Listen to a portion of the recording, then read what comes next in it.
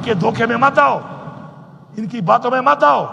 یہ گھبرا گئے ہیں آپ سے، ان کی ٹانگیں کانپ رہی ہیں آپ کا جذبہ دیکھ کر، آپ کا اتحاد دیکھ کر، آپ کی ٹیم دیکھ کر، آپ کا جنون دیکھ کر. اور جو بھی ہمیں منافق ہے اپنی پارٹی کے ساتھ، نظریے کے ساتھ، عمران خان کے ساتھ، میں برملا کہہ رہا ہوں، یہ اللہ کے نام میں کلمے لکھے ہوئے ہیں یہاں پر، اللہ کا کلام ہے. اللہ تعالیٰ اسے خاندان کو غرق کرے، اس سے بڑی بات نہیں ہے.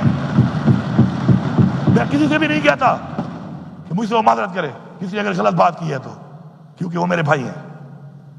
لیکن ان کے تحفظات جو میں نے بتائے، جو میں نے بات کی، اس جہان بھی میرا گریبان، اگر اس میں ایک بات بھی چھوٹی ہو، اور اس جہان بھی میرا گریبان آپ کے لیے حاضر ہے، آپ پکڑ سکتے ہیں. لیکن آپ اس چیز کا حصہ نہ بنیں. آپ کو بہکانے والے، چاہے وہ اندر والے ہیں چاہے وہ باہر والے ہیں، وہ منافق ہیں. منافقوں سے بچو. اتحاد کے ساتھ اپنے مقصد پہ، اپنے لیڈر کی آزادی کے لیے، آئین کی پاسداری کے لیے، آئین کے تحفظ کے لیے، قانون کی بالادستی کے لیے متحد ہو کے ایسے ہی ڈٹے رہو، ایسے ہی ڈٹے رہو.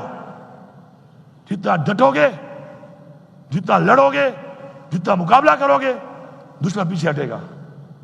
پورے پاکستان میں ہر بندہ مجھے یہ کہہ رہا ہے کہ ہمیں 0.001% بھی یقین نہیں تھا کہ تم لوگ پہنچ جاؤ گے. آپ کو بھی کہتے ہوں گے سارے. کسی کو یقین نہیں تھا، کیونکہ جس لیول کی انہوں نے رکاوٹیں ڈالی ہوئی تھی نہتے لوگوں کے لیے، وہ امپاسبل تھی.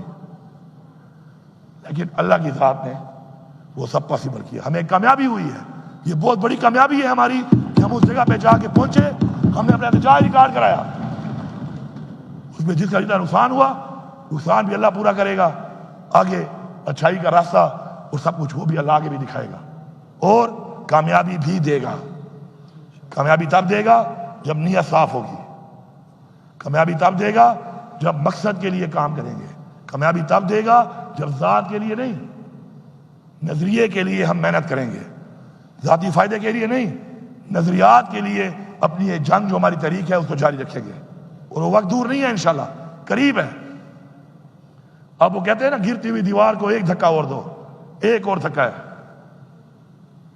ایک اور دھکا، اور وہ دھکا بھی انشاءاللہ ہم ہی دیں گے. ہم ہی دیں گے وہ دھکا، ہم ہی دیں گے وہ دھکا. اور ان کو سمجھ آ گئی ہے کہ جہاں تک ہم پہنچ گئے ہیں، اس کے بعد اگلا اسٹیپ پھر شہباز شریف کا بیڈ روم ہے. اگر عمران خان حکم دے دے تو اگلا اسٹیپ اس کا بیڈ روم ہے. ہم نے ثابت کر دیا ہے. لیکن عمران خان نے ہمیں کہا پرامن رہنا ہے، آئین کے دائرے میں رہنا ہے، اپنا آئینی حق پرامن طریقے سے لینا ہے. ہم نے وہ بھی ثابت کیا ہے، اور آگے بھی ہم ثابت کریں گے. کہتے ہیں نہ چھیڑ ملنگانو، کہ تم جو یہ بیٹھ کے ہمارے یہاں پر کہتے ہیں نا کہ اٹک پار نہیں کرے گا، اٹک بھی بڑھ گیا. پھر کہتے تھے وہ کٹی پھاڑی پار نہیں کر گیا، وہ بھی بڑھ گیا. پھر کہتے تھے وہ کیا ہے، برہان ہے، وہ پار نہیں کرے گا، وہ بھی بڑھ گیا. پھر 26 نمبر چنگی ہے، پھر ترنول ہے، پھر وہ مرگلہ روڈ ہے، پھر F10 ہے. وہ سارے وڑتے وڑتے وڑتے وڑتے ڈی چوک میں آ کے ڈی چوک بھی بڑھ گیا تھا.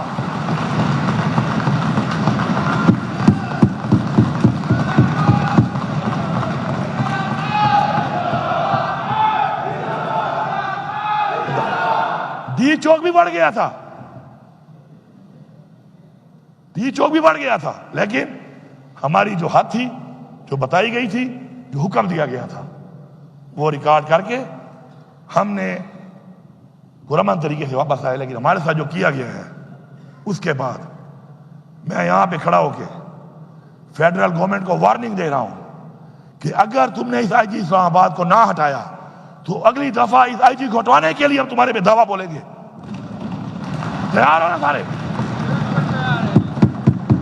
یہ میں پیغام فلور سے دے رہا ہوں. یہ میرے صوبے کی ملکیت پہ جس طرح گھسا، اس نے میرے سرکاری گاڑیوں کو توڑا، اس نے وزیر اعلیٰ کی سرکاری گاڑیوں کو توڑا، علی امین کا نہیں توڑا. یہ صوبے کا وزیر اعلیٰ ہے اس وقت، اس نے اس صوبے پہ حملہ کیا ہے. اگر یہ وفاق صوبے پہ حملہ کرنے والے کو رکھتی ہے، مطلب ہے کہ یہ حملہ وفاق نے کیا ہے ہمارے اوپر. پھر تیار رہے، پھر آ رہے ہیں. تیار ہو سارے؟ کھڑے ہو جاؤ، کھڑے ہو جاؤ، اپنے حق کے لیے تیار ہو، اپنے حق کے لیے لڑو گے، اپنے حق کے لیے مرو گے، سبق سکھاؤ گے، صوبے کا حق لو گے.